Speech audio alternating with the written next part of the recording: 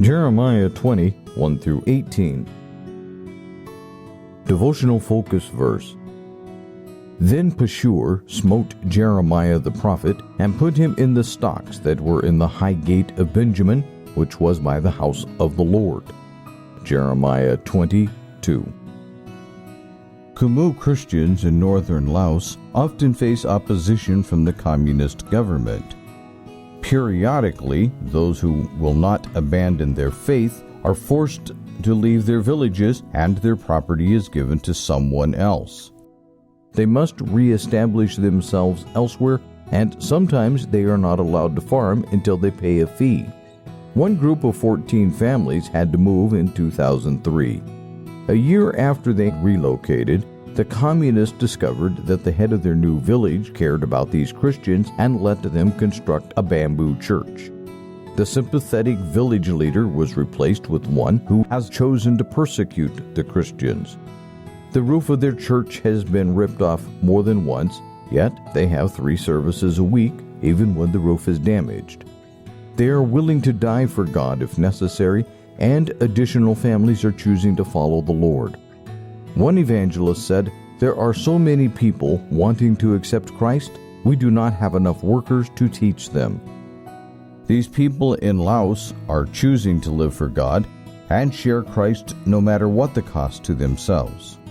Jeremiah also chose to be faithful to God's call on his life, and he also suffered persecution. Today's focus verse tells how he was beaten and put in stocks. The situation was difficult enough that Jeremiah purposed not to speak in God's name anymore. However, his word was in mine heart as a burning fire shut up in my bones. See verse 9. And Jeremiah continued to proclaim God's message. Most of us will not face the extreme persecution that Jeremiah or the Christians in Laos have, but we will have an opportunity to choose whether or not we will be fully committed to God. May we ask God to help us have enough love for the gospel in our hearts that we will stand for Him no matter what the personal cost. The desire to share it will be a fire in our bones. Those around us need to hear the message of God's love. Background information. Chapter 20 concludes the 8th sermon and contains the response to Jeremiah's message in the previous chapter about the broken vessel. Jeremiah had given his exhortation to people of high position, both in the valley of Hinnom and then in the temple, and his words were not well received. This passage contains the first reference in this book to Jeremiah the prophet, which shows that people recognized him in that role. Pashur, who may have been a chief priest, was responsible for temple security. Verse 2 says Pashur smote Jeremiah, which meant he had him beaten, perhaps with 39 or 40 stripes, and put him in stocks for the night. Stocks anchored a person's neck, hands, and feet, and kept the body in a twisted and agonizing position. The high gate of Benjamin was a temple gate, a public place where the people passing by could scoff and jeer at Jeremiah. This is the first mention of Jeremiah's being physically abused. When Jeremiah was released, he seized the opportunity to again predict coming judgment. The new name he gave Pashur was Magor-Mishabib, meaning fear on every side.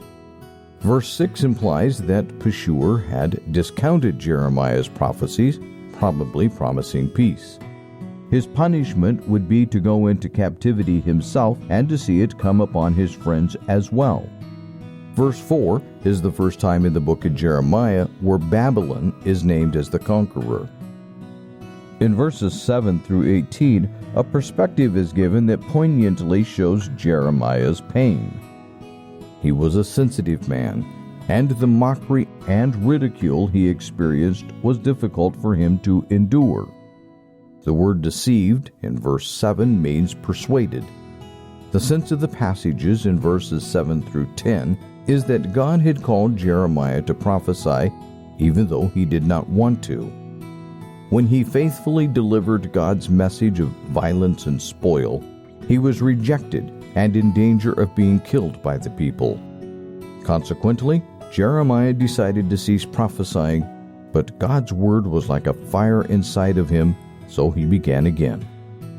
In verses 11 through 13, Jeremiah remembered that God was with him and would work mightily on his behalf. By verse 13, his faith was strong enough to view God's deliverance as already done. Verses 14 through 18 contain a bitter cry, similar to Job's expression of anguish, revealing Jeremiah's wish that he had never been born. This passage contrasts so strongly with the preceding verses that some Bible scholars feel they perhaps should have been recorded between verses 8 and 9. Whether or not that is so, they show the extremity of Jeremiah's feelings. Yet, even when he was wishing he had not been born, he did not turn against or doubt God. Conclusion: do we have the zeal and purpose to take a stand for God, even if it means facing persecution? Chapter 20. Now Pashur, the son of Immer the priest, who was also chief governor in the house of the Lord, heard that Jeremiah prophesied these things. Then Pashur smote Jeremiah the prophet, and put him in the stocks that were in the high gate of Benjamin, which was by the house of the Lord. And it came to pass on the morrow that Pashur brought forth Jeremiah out of the stocks. Then said Jeremiah unto him, The Lord hath not called thy name Pashur, but Magor Misabib. For thus saith the Lord, Behold, I will make thee a terror to thyself, and to all thy friends, and they shall fall by the sword of their enemies, and thine eyes shall behold it. And I will give all Judah into the hand of the king of Babylon, and he shall carry them captive into Babylon, and shall slay them with the sword.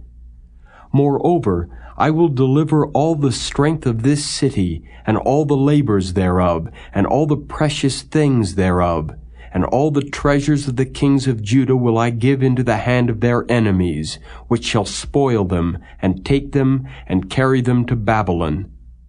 And thou, Pashur, and all that dwell in thine house shall go into captivity, and thou shalt come to Babylon, and there thou shalt die, and shalt be buried there, thou and all thy friends to whom thou hast prophesied lies. O Lord, thou hast deceived me, and I was deceived. Thou art stronger than I, and hast prevailed. I am in derision daily, every one mocketh me. For since I spake, I cried out. I cried violence and spoil, because the word of the Lord was made a reproach unto me, and a derision daily. Then I said, I will not make mention of him, nor speak any more in his name. But his word was in mine heart as a burning fire shut up in my bones, and I was weary with forbearing, and I could not stay. For I heard the defaming of many, fear on every side. Report, say they, and we will report it. All my familiars watched for my halting, saying, Peradventure he will be enticed, and we shall prevail against him, and we shall take our revenge on him. But the Lord is with me as a mighty, terrible one. Therefore my persecutors shall stumble, and they shall not prevail. They shall be greatly ashamed, for they shall not prosper. Their everlasting confusion shall never be forgotten. But, O Lord of hosts, that triest the righteous, and seest the reins in the heart, let me see thy vengeance on them, for unto thee have I opened my cause. Sing unto the Lord, praise ye the Lord, for he hath delivered the soul of the poor from the hand of evildoers. Cursed be the day wherein I was born. Let not the day wherein my mother bare me be blessed. Cursed be the man who brought tidings to my father, saying, A man-child is born unto thee, making him very glad. And let that man be as the cities which the Lord overthrew and repented not.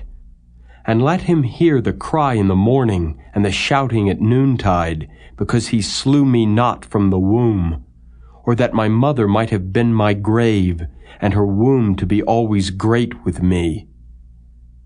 Wherefore came I forth out of the womb to see labor and sorrow, that my days should be consumed with shame.